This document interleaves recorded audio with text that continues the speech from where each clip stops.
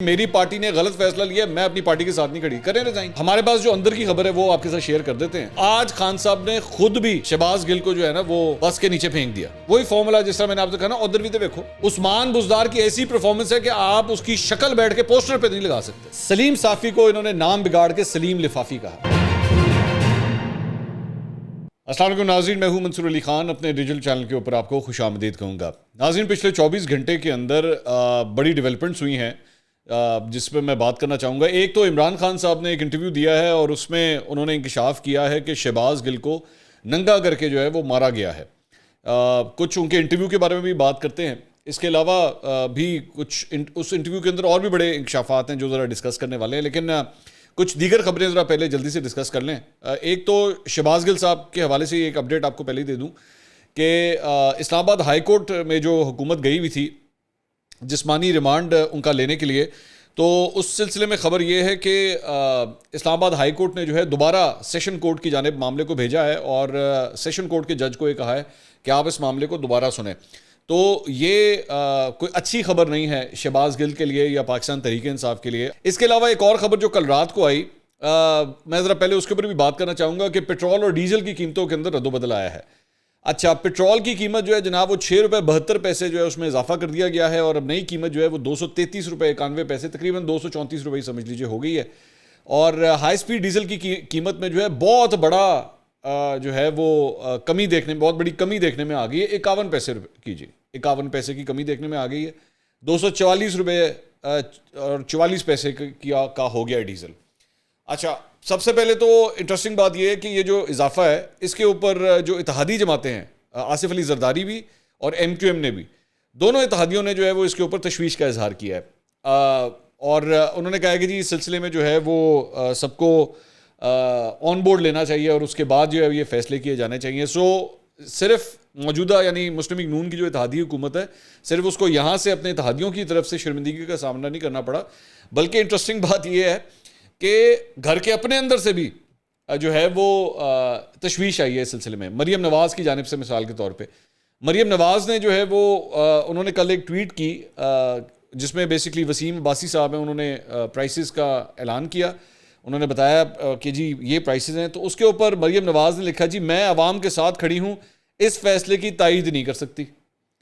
اچھا، میں عوام کے ساتھ کھڑی ہوں، اس فیصلے کی تائید نہیں کر سکتی بھائی۔ اچھا، اس کے بعد ایک اور انہوں نے چیز لکھی، میاں صاحب نے اس فیصلے کی سخت مخالفت کی اور یہاں تک کہہ دیا کہ میں مزید ایک پیسے کا بوجھ عوام پر نہیں ڈال سکتا اور اگر حکومت کی کوئی مجبوری ہے تو میں اس فیصلے میں شامل نہیں ہوں، اور میٹنگ چھوڑ کر چلے گئے۔ اچھا یہ کیا ہے یار؟ یہ مطلب یہ کوئی طریقہ ہے؟ مطلب مریم نواز صاحبہ کہہ رہی جی میں عوام کے ساتھ کھڑی ہوں، میں اس میں شامل۔ بھائی آپ ریزائن کر دیں، آپ ریزائن کر دیں نا، آپ اپنے عہدے سے ریزائن کر دیں۔ یہ جو آپ کے پاس وائس پریزیڈنٹ کا عہدہ ہے، آپ ریزائن کر دیں کہ جی میری پارٹی نے غلط فیصلہ لیا، میں اپنی پارٹی کے ساتھ نہیں کھڑی، کریں ریزائن۔ اس کے بعد جناب میاں صاحب جو ہے وہ میٹنگ چھوڑ کے چلے گئے۔ میں کی کرا میاں صاحب میٹنگ چھوڑ کے چلے گئے؟ مطلب مجھے کس چیز کا فائدہ ہو رہا ہے؟ میں جب پیٹرول پمپ پہ جاؤں گا گاڑی کے اندر پیٹرول ڈلوانے کے لیے، یا کوئی پاکستانی جب جائے گا اور اس کی جیب میں سے جو ہے وہ 6 روپے زیادہ لیے جائیں گے تو وہ پیٹرول پمپ والے کو کہے گا یار تو دیکھ تو صحیح، میاں صاحب میٹنگ چھوڑ کے چلے گئے۔ تو میاں صاحب میٹنگ چھوڑ کے چلے گئے، مجھے میاں صاحب تو پاکستان چھوڑ کے چلے گئے ہیں، میاں صاحب تو پاکستان چھوڑ کے چلے گئے، پاکستانیوں کو اپنے حال پہ چھوڑ کے چلے گئے، میں اس کا کیا کروں کہ وہ میٹنگ چھوڑ کے چلے گئے؟ تو مطلب یہ اس قسم کے جو ہے نا وہ معذرت کے ساتھ یہ لالی پاپ عوام کو مت دیا کریں اس قسم کے لالی پاپس۔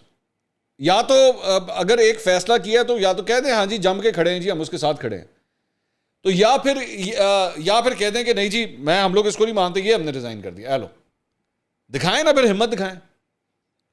یہ اس قسم کی باتیں کر کے جی وہ مجھے بڑی عجیب لگی، مریم نواز صاحبہ کی یہ بات بڑی عجیب لگی کہ جی وہ میاں صاحب جو ہے وہ میٹنگ چھوڑ کے چلے گئے۔ تو بھائی وہ ان کے اپنے بھائی نے فیصلہ کیا ہے نا، ان کے اپنے بھائی کی حکومت ہے، آپ کی اپنی جماعت کی حکومت ہے، تو اس سے ہم کیا کریں؟ وہ میٹنگ چھوڑ کے چلے گئے۔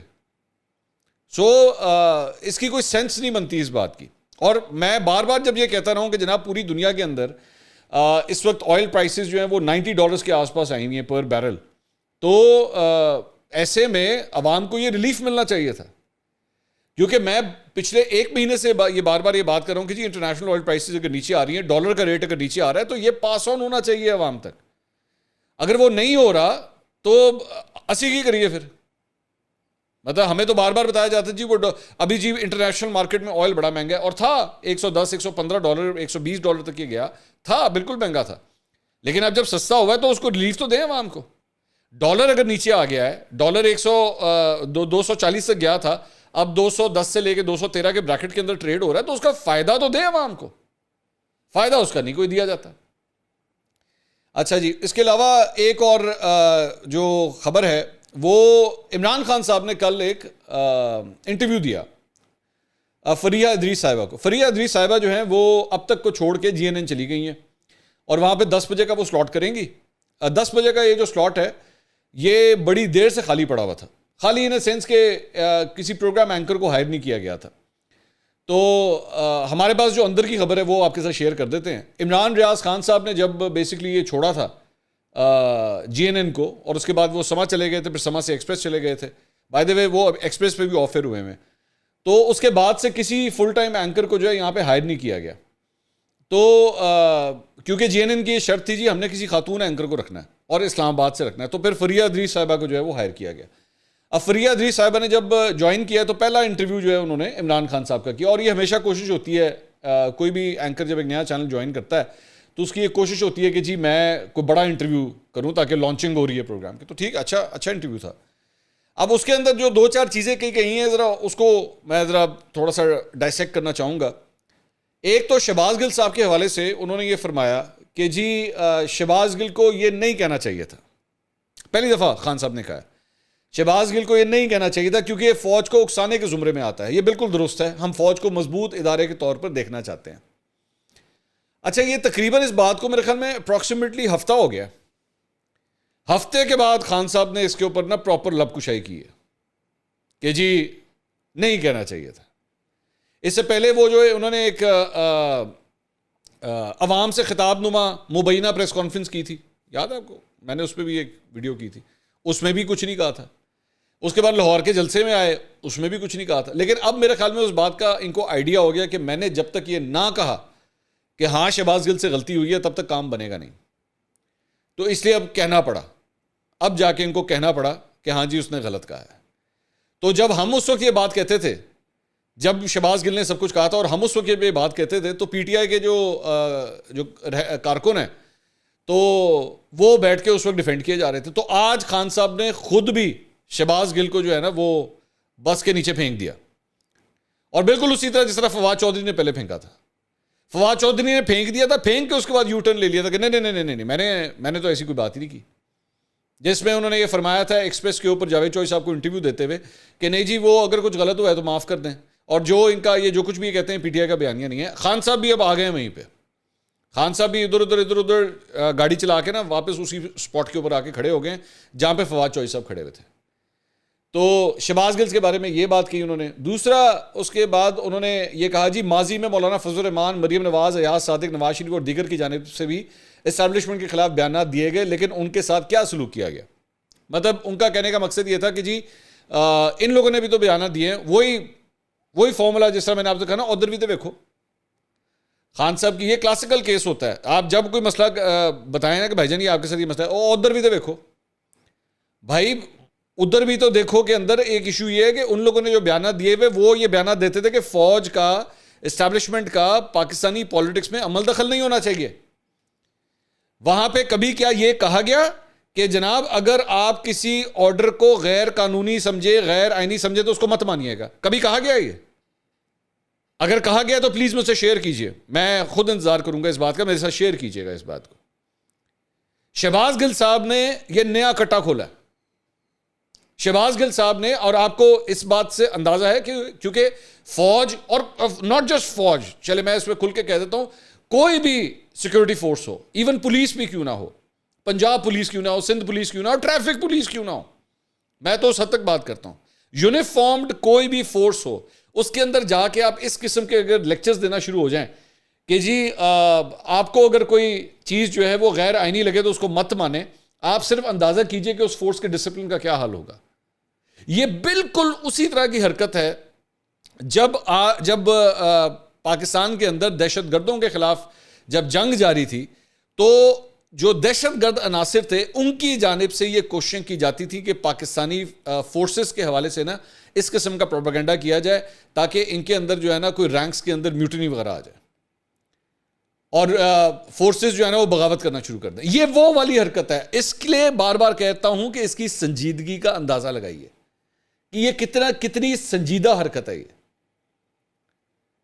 تو اس لیے کھل کے کچھ نہیں ہوتا. مجھے پتا ہے شہباز گل نا آپ کے یہاں پہ بستا ہے, آپ کو بہت پسند ہے, اس کی زبان آپ کو بڑی پسند ہے, اس کی تمام حرکتیں آپ کو بڑی پسند ہیں, بٹ اگر اس سے غلطی ہوئی ہے تو کھل کے کہیں کہ بھئی بہت غلط کیا اس نے, نہیں جانا چاہیے تھا اس طرف, یہ لائن غلط تھی.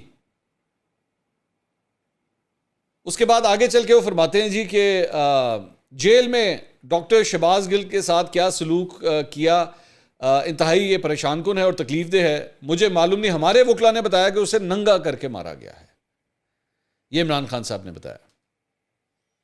اب میں نے جو کچھ ابھی تھوڑی دیر پہلے بات کی ہے, میں اس کے باوجود یہ بات کہوں گا کہ اگر اس طرح ہوا ہے, میں اگر کا ایک مارجن بیچ میں رکھوں گا کہ اگر یہ شہباز گل کے ساتھ ہوا ہے تو میں اس کی پرزور طور پہ مذمت کرتا ہوں.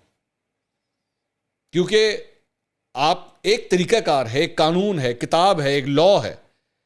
جب میں تھوڑی دیر پہلے ابھی یہ بات کر رہا تھا کہ جناب کسی بھی یونیفارمڈ فورس کے اندر جو ہے وہ ایک ڈسپلن ہوتا ہے, اور اس قسم کی ترویج دینا کہ غیر آئینی غیر قانونی چیز آپ سمجھے تو مت مانے, تو میں ساتھ یہ بھی کہوں گا کہ اگر یہ شہباز گل کے ساتھ اس قسم کا سلوک ہوا ہے اور وہ غیر قانونی زمرے میں آتا ہے تو پھر اس کی مذمت کی جانی چاہیے.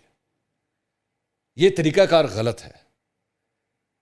یہ قانون کسی بھی شخص کے ساتھ اس قسم کی اجازت نہیں دیتا کہ اس کے ساتھ اس قسم کا سلوک کیا جائے.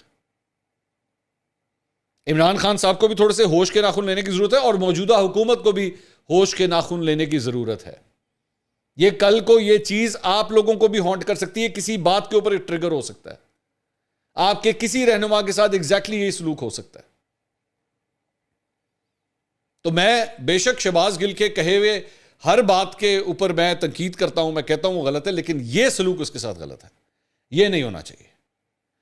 اس کے بعد آگے جو چند انہوں نے باتیں کہیں کہ جی شہباز گل کو مار کے پوچھا جاتا ہے, سوال کیا جاتا ہے کہ عمران خان کھاتا کیا ہے, شہباز گل کے ساتھ ایسا سلوک کر کے لوگوں کو جو ہے وہ ڈرایا جا رہا ہے. افسوسناک بات ہے یہ, میرا خیال میں بالکل افسوسناک بات ہے. شہباز گل کے ساتھ یہ سلوک نہیں ہونا چاہیے, اور اگر اس کو ایک نشان عبرت بنانے کی کوشش کی جا رہی, میں نے پہلے بھی ویسے اس کے اوپر میں نے بات کی تھی کہ شہباز گل کو نا رگڑا دینے کا پروگرام, میرے پاس جو چند خبریں تھیں وہ یہی تھیں, اور میں نے آج سے چند دن پہلے اگر آپ جا کے میری ٹائم لائن پہ دیکھیں تو میں نے یہ کہا تھا کہ شہباز گل کو نا رگڑا دینے کا پروگرام مجھے لگ رہا ہے, جو میرے پاس چند رپورٹس آ رہی ہیں, اور وہی ہو رہا ہے اس کے ساتھ, وہی کیا جا رہا ہے اس کے ساتھ, کہ انہوں سے چھڑنا نہیں ہے اسے. آگے چل کے اس کے بعد اس میں انہوں نے کہا کہ جی وہ تشدد کر رہے ہیں اور شہباز گل کو ذہنی طور پر توڑنے کی کوشش کر رہے ہیں, اور وہ انہیں عمران خان کے خلاف بیانات دینے پر مجبور کر رہے ہیں.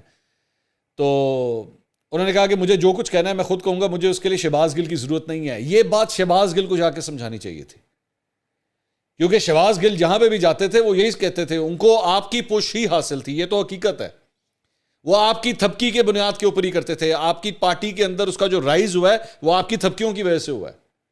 مجھے نہیں پتا, ظاہری بات ہے میرے پاس ایسا کوئی ثبوت نہیں ہے کہ یہ سب جو کچھ اس نے بولا ہے وہ آپ نے کہا ہوگا. آبویسلی میں اس حد تک کبھی نہیں جاؤں گا, لیکن یہ تو حقیقت ہے کہ شہباز گل کو بنانے والے, شہباز گل کو اس عہدے پہ پہنچانے والے, شہباز گل کو یہ شے دینے والے, شہباز گل کو اس مقام تک پہنچانے والے عمران خان صاحب آپ ہی ہیں. جب وہ صحافیوں کو گالیاں دیتا تھا, جب وہ ان کے ساتھ بےہودہ حرکتیں کرتا تھا, جب وہ نیشنل ٹیلی ویژن پہ بیٹھ کے گالیاں بول رہا ہوتا تھا, مجال ہے آپ نے کبھی اس بات کی مذمت کی ہو, مجال ہے کوئی ایک دفعہ آپ نے مذمت کی ہو. کاش آپ نے اسی دن اس کو سمجھایا ہوتا کہ شہباز یہ حرکت نہیں کرنی. آپ سے یقین کیجئے کہ آپ سے بہتر تو اسد عمر رہے ہیں, کیونکہ وہ خود بتا چکے ہیں شہباز گل صاحب کہ اسد عمر صاحب مجھے کہتے تھے کہ یار یہ طریقہ نہیں ہے بات کرنے کا, لیکن وہ بیٹھ کے اس کو بھی جسٹیفائی کیا کرتے تھے, نہیں جی نہیں, وہ تو بات یہ ہے کہ ان کو اسی زبان میں سمجھانا چاہیے, یہی کرنا چاہیے. فضول قسم کی جو ہے وہ تعویلیں دیتے تھے وہ. تو کاش خان صاحب آپ نے اسی وقت ان کو سنبھال لیا ہوتا تو شاید آج یہ نوبت نہ دیکھنی پڑتی. اس کے بعد انہوں نے کہا کہ جی میری آرمی چیف سے قمر جاوید باجوہ صاحب سے دو باتوں پر مختلف رائے تھی. ایک تو جنرل فیض کو میں ڈی جی آئی سے رکھنا چاہتا تھا سردیوں تک, دوسرا وہ کہتے تھے بزدار کو اٹھاؤ. اچھا یہ جو پہلی والی بات ہے نا, یہ جو پہلی والی بات ہے یہ تو اس پہ کافی تفصیل سے بات ہو چکی ہے اور یہ پہلے بھی یہ کہہ چکے ہیں کہ ہاں جی میں ان کو سردیوں تک ہٹانا چاہتا تھا. اچھا وہ اس کی دو ریزنز دیتے ہیں جس میں سے ایک ویلڈ ہے اور ایک بڑی ہی بیوقوفوں والی ہے. میں اس پہ بھی بتا دوں. پہلی وجہ یہ بتاتے تھے کہ جی وہ یہ بات ہے کہ افغانستان کے اندر جو کچھ ہو رہا ہے تو سردیوں تک جو ہے نا وہ کم از کم ان کو یہ رہنا چاہیے تاکہ کوئی ایشو نہ ہو. اس کا جواب اسٹیبلشمنٹ کی جانب سے جو دیا جاتا تھا وہ یہ تھا کہ جی فوج جو ہے نا وہ ایک بڑا پروفیشنل ادارہ ہے, وہاں پہ ایک آفیسر اگر کمانڈ چھوڑ کے دوسرا آفیسر آ کے کمانڈ سنبھالتا ہے اس سے کوئی فرق نہیں پڑ جاتا. آج بھی جنرل فیض آخر کور کمانڈر پشاور اب نہیں ہے نا, وہ وہاں سے ان کو ٹرانسفر کر دیا گیا ہے. تو کیا ہوگا, کیا کور کمانڈر پشاور جو دوسرا شخص آئے گا اس کے اندر اتنی صلاحیت نہیں ہے کہ وہ سنبھال سکے؟ وہ بھی سنبھال سکتا ہے, ایسی بات نہیں ہے. بڑا ایک تھورو پروسیس ہے جس کے تحت آفیسرز کو جانچا جاتا ہے کہ اس کے اندر کتنی صلاحیت ہے. تو اس لیے خان صاحب کی یہ والی ایکسکیوز ڈیبیٹیبل ہے, ایکسیپٹیبل نہیں ہے, میری نظر میں ایکسیپٹیبل نہیں ہے کہ صرف اس بنیاد کے اوپر جو ہے نا جنرل فیض کو چینج نہ کیا جاتا. جو دوسری وجہ وہ اپنے انٹرویوز میں پہلے بھی دے چکے ہیں اور جس کا اشارہ ایکچولی انہوں نے ڈائریکٹلی نہیں کہا لیکن اشارہ تھا, وہ یہ تھا کہ جی ہمیں جون جولائی سے پتہ لگ چکا ہوا تھا کہ اپوزیشن جو ہے نا تحریک عدم اعتماد کا پلان کر رہی ہے اور میری حکومت کو ہٹانے کا پلان کر رہی ہے. تو ان کے ذہن میں یہ تھا کہ اچھا جو جنرل فیض اگر یہاں پہ ہوں گے تو وہ مینو بچا لے گا. ان کے ذہن میں یہ کیلکولیشن اس قسم کی تھی, جو کہ میں یہ سمجھتا ہوں کہ یہ ایک D G I S I کو بلا وجہ پالیٹکس میں کھینچنے والی بات ہے جو کہ اس کا کام نہیں ہے. تو عمران خان صاحب کی یہ جو وجہ ہے, یہ جو تھنکنگ تھی, یہ تو بہت ہی نقصان دہ تھی. اب آ جائیے دوسرے پوائنٹ پہ. انہوں نے کہا جی جس پہ اختلاف تھا کہ قمر جاوید باجوہ صاحب کے, انہوں نے کہا جی اس بات پہ اختلاف تھا کہ وہ کہتے تھے عثمان بزدار کو اٹھاؤ اور یہ نہیں ہٹاتے تھے. مجھے ایک بات بتائیے خان صاحب, پنجاب کی آبادی 12 کروڑ تھی, بلکہ اب شاید اور بھی بڑھ چکی ہوگی. 12 کروڑ میں سے 11 کروڑ 98 لاکھ تو میرے خیال میں یہی آپ سے چاہتے ہوں گے کہ عثمان بزدار کو اٹھا دیں, اور کچھ نہیں. تو آپ کی اپنی پارٹی کے لوگ یہ کہتے تھے. آ کے مجھے بتا دیں کون سا بندہ تھا جو آپ کو کہتا تھا نا خان صاحب بزدار کو نہ اٹھانا, بزدار کی کیا بات ہے. اور دوسری بات یہ کہ مجھے ایک بات بتائیے کہ جب یہ ابھی پرویز الہی صاحب جب بنے سی ایم بنے تو بزدار کو بنانا تھا نا, دوبارہ اس کو کوئی وزارت دینی تھی, اس کو سینئر منسٹر بنا دینا تھا اپنی کابینہ کے اندر اگر وہ اتنے ہی اہل تھے. عثمان بزدار کی ایسی پرفارمنس ہے کہ آپ اس کی شکل بیٹھ کے پوسٹر پہ نہیں لگا سکتے, آپ اس کا نام بینر پہ نہیں لکھ سکتے, یار لوگ کی ووٹ نہیں دیں گے. میں آج آپ کو عثمان بزدار کے بارے میں چلیں میں آپ کو چیلنج کرتا ہوں, خان صاحب میرا چیلنج ایکسیپٹ کریں. آپ اگلے الیکشن میں پنجاب کے والے سے پہلے اعلان کر دیں کہ عثمان بزدار وزیر اعلیٰ ہوگا. کریں اعلان اس بات کا کہ عثمان بزدار آپ کا اگلا وزیر اعلیٰ ہوگا. اگر پی ٹی آئی پنجاب میں جیت گئی تو عثمان بزدار وزیر اعلیٰ ہوگا. کریں اعلان یہ. تو یہ بات کہنا نا کہ قمر جاوید باجوہ صاحب یہ کہتے تھے, وہ قمر جاوید باجوہ نہیں میرے بھائی پورا پاکستان کہہ رہا تھا, پوری پاکستان تحریک انصاف آپ کو یہ کہہ رہی تھی. بتائیں آپ کے پاس 6-7 لوگ نہیں آئے تھے آپ کے اپنے سینئر جو پاکستان تحریک انصاف کے لوگ ہیں جنہوں نے آ کے آپ کو یہ بات کہی تھی, اور آپ نے سب کو کہہ دیا تھا کہ آج کے بعد میرے ساتھ بات مت کرنا. اور دوسری بات یہ جو آپ نے بات کی ہے نا عثمان بزدار کو اٹھا دینا, اب میں چند انصافی ان کے بارے میں ذرا اس پہ بات کرنا چاہوں گا. عثمان بزدار کا جو ٹائم گزرا نا وہ تو پہلے 6 مہینے میں پتہ لگ گیا تھا کہ اس سے کام نہیں ہونا. تو ہم بھی تنقید کرتے تھے, بڑی تنقید کرتے تھے. لیکن 1-2 صاحب ہیں, اور آپ نے ذرا جا کے ان کی ذرا ویڈیوز دیکھتی ہیں, یوٹیوب پہ پڑی ہوں گی, ان کو نا ایک دم کرنٹ لگا. وہ باقی ہر چیز میں خان صاحب کی کیا بات ہے, خان صاحب زبردست, خان صاحب وہ, خان صاحب یہ, خان صاحب نے چھکا مار دیا, خان صاحب نے دانت توڑ دیے, خان صاحب نے اس کے چھکے چھڑا دیے, لگے ہوتے تھے. ایک دم ان کی چابی ایکٹیویٹ ہوئی اور عثمان بزدار کے خلاف انہوں نے ویڈیوز کرنا شروع کر دی. میں بیٹھے میں کہا اینو کیوں ہے, اس کو بیٹھے بٹھائے کیا ہو گیا. تو جب تحقیقات کی تو یہاں سے کہانی نکلی. وہ بعد میں وہ تو بعد میں بھی وہ بہت سی باتوں پہ ایکسیپٹ کر چکے ہیں کہ ہاں جی ہمیں ادھر سے چابی آتی تھی. تو یہ چابیوں پہ چلنے والے کھلونے ہیں. یہ صحافت کرنے نہیں آئے ہوئے، چابیوں پہ چلنے والے کھلونے ہیں. اور ہمیں پتا تھا کہ یہ بیسکلی خان صاحب بہت اچھے ہیں. اچھا یہ بڑا انٹرسٹنگ نریٹو ہوتا ہے، خان صاحب کی کیا بات ہے، خان صاحب کمال. بزدار بہت پیڑا ہے، بہت برا ہے بزدار. تو بزدار کو نیلسن منڈیلا نے لگایا ہوا تھا یا جارج بش نے وہاں پہ اس کو پنجاب کا وزیر اعلیٰ بنایا تھا؟ اس پہ آگے گھگی بند ہو جاتی تھی، اس پہ بات نہیں کرتے تھے. تو یہ ہے ان کا دوغلا پن، جس سے جو کافی حد تک کلیئر ہوتا ہے. اس کے بعد آگے چل کے یہ پوچھا گیا جی آرمی چیف سے معاملہ ٹھیک ہے؟ انہوں نے کہا اب تو کوئی بات ہی نہیں ہوتی. اس کے بعد انہوں نے کہا کہ جی اپوزیشن لیڈر کا کیا کام ہے آرمی چیف سے بات کرنے کا؟ انہوں نے کہا کبھی سنا ہے کہ برطانیہ کا آرمی چیف اپوزیشن لیڈر سے ملا ہو؟ تو اس پہ مطلب ان کو اس بات پہ اعتراض تھا جی اپوزیشن لیڈر سے کیوں ملتے ہیں، کہ آرمی چیف یعنی اس وقت شہباز شریف سے کیوں ملتے تھے؟ ویسے ٹیکنیکلی اسپیکنگ تو اپوزیشن لیڈر آپ کو ہونا چاہیے اس وقت. تو اگر آپ کی آرمی چیف سے اگر اس وقت ملاقات ہو تو نہیں ہونی چاہیے. اگر آج آپ کو آرمی چیف بلائیں ملنے کے لیے نہیں جائیں گے. چلیں ساری باتیں چھوڑیں. وہ 2014 کے اندر جب دھرنا ہوا تھا، یاد ہے نا، جب 2014 میں دھرنا ہوا تھا، آپ کیا کرنے گئے تھے اس وقت آرمی چیف سے ملنے کے لیے؟ آپ تو اپوزیشن لیڈر بھی نہیں تھے اس وقت. آج آپ کو اپوزیشن لیڈر کے آرمی چیف سے ملنے پہ بڑا مسئلہ ہو رہا ہے. آپ کس منہ سے گئے تھے 2014 میں اس وقت ملنے کے لیے؟ بتائیے. آگے چلیں جی. اس کے بعد انہوں نے کہا کہ جناب آرمی سوال کیا گیا فریہ کی جانب سے کہ آرمی چیف کی ایکسٹینشن ہونی چاہیے یا نیا آرمی چیف آنا چاہیے. تو انہوں نے کہا کہ میرا تو اس میں کوئی ایشو ہی نہیں ہے، یہ تو جو حکومت بیٹھی ہے وہی فیصلہ کرے گی. تو فریہ نے یہ سوال کیا کہ یہ والی گورنمنٹ یعنی اس وقت الیکشن نہیں ہوں گے؟ تو انہوں نے کہا کہ میں نہیں جانتا ہوں گے یا نہیں ہوں گے، یا الیکشن ہوگا تو نئی حکومت آئے گی تب. ابھی تو ایشو نہیں ہے ہمارا. بھائی وہ میں نے کہا نا کہ ہمارا کوئی ایشو نہیں ہے بھائی. آرمی چیف جس نے بننا ہے بن جائے، ہمارا کوئی ایشو نہیں ہے. یہ وہ جو 5 منٹ کا وہ یاد ہے آپ کو، میں نے طارق مدین صاحب نے جو ایک سوال کیا تھا ایکسٹینشن کے حوالے سے، تو وہ کبھی لیفٹ رائٹ ہوتے یہ مطلب یہ وہ والی گاڑی تھی جو موٹر وے سے لاہور سے نکل کے موٹر وے سے ہوتے ہوئے سیدھا اسلام آباد جا سکتی تھی.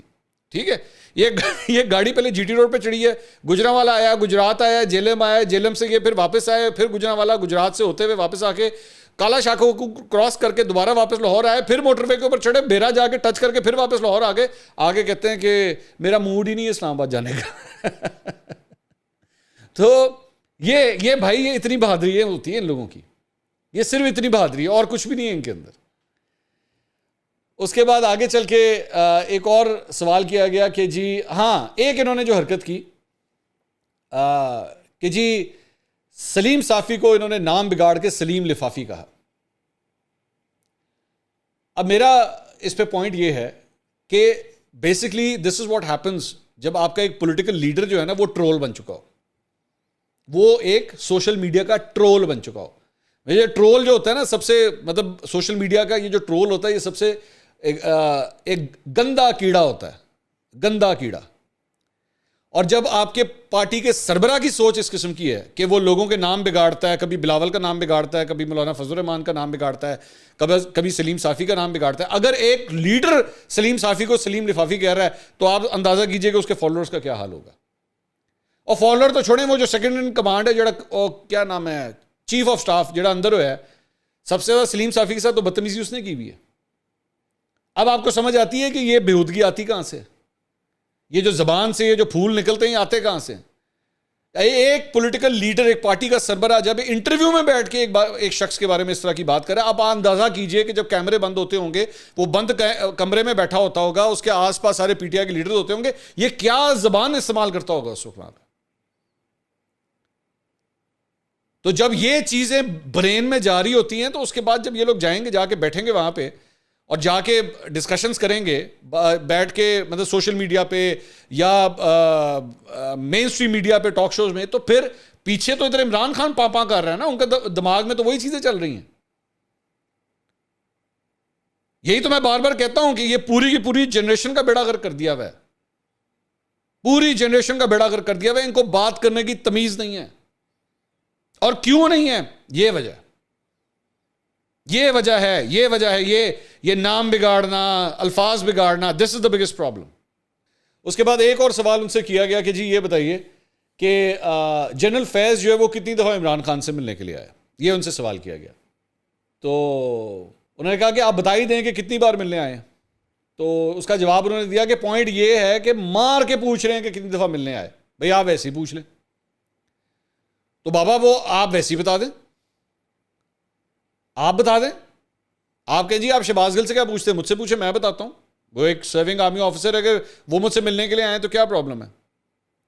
اور انٹرسٹنگ بات یہ ہے کہ اسی انٹرویو میں ان کو آرمی چیف کی اپوزیشن لیڈر کے ملنے سے پرابلم ہے, ٹھیک ہے, لیکن جنرل فیض اگر ان سے ملنے کے لیے آئے تو وہ بتانا بھی نہیں ہے کہ وہ کتنی دفعہ آئے. تو مجھے جب ادھر کوئی پرابلم, مجھے تو کوئی پرابلم نہیں ہے کہ آرمی چیف اپوزیشن لیڈر سے کیوں مل رہا ہے, تو مجھے ادھر بھی کوئی پرابلم نہیں ہے اگر جنرل فیض آپ سے مل رہے 100 دفعہ ملیں.